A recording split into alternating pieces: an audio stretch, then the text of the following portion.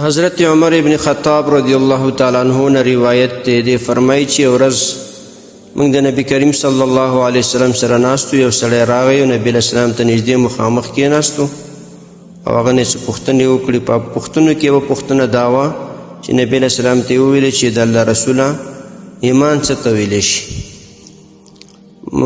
نبی علیه الصلاة وسلام وله جواب کې وفرمایل چې ایمان دې ته وایي چې ته په الله باندې ایمان ولرې.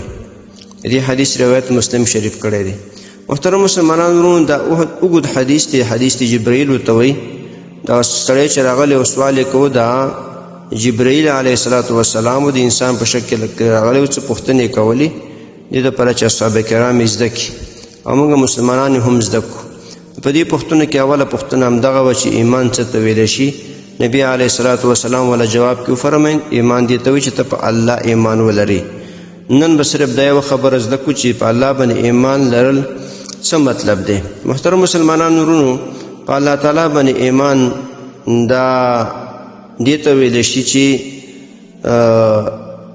د الله تعالی په شتون باندې له پوخ باور څخه عبارت دی.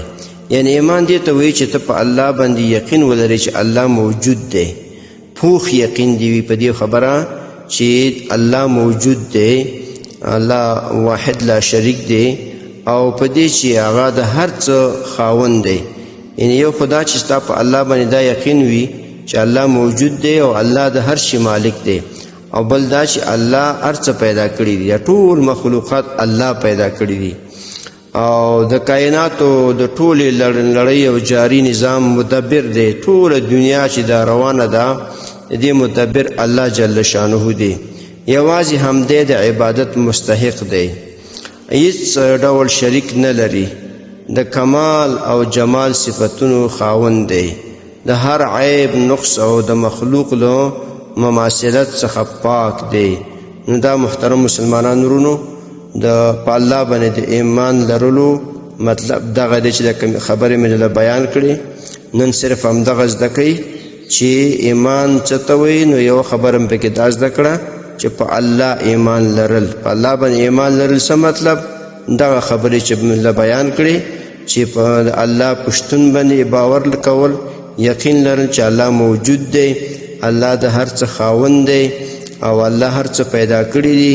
د ټولو کائناتو نظام چې چلیږي د دې مدبر الله دی، او یوازې همدې د الله د عبادت لاحق او مستحق دی، د هر قسم شریک نه خالی دی، شریک نه لري، او د جمال او د کمال د صفتونو خاوند دی، د هر عیب او نقصان نه پاک دی، او د مخلوق سره مماثلت او هم مثل نه دی.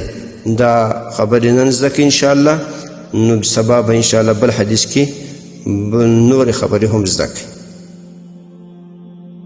محترم مسلمانانو ورونو، تاسو ته چې کوم روزانه د حدیث د مفهوم راځي، نو د مهربانۍ او د ثواب له مخې نورو مسلمانانو ته لیږدوئ او شیر کوئ. والسلام. د دیوبندي مسلک حنفي کاروان سټوډیو لخوا وړاندې کیږي.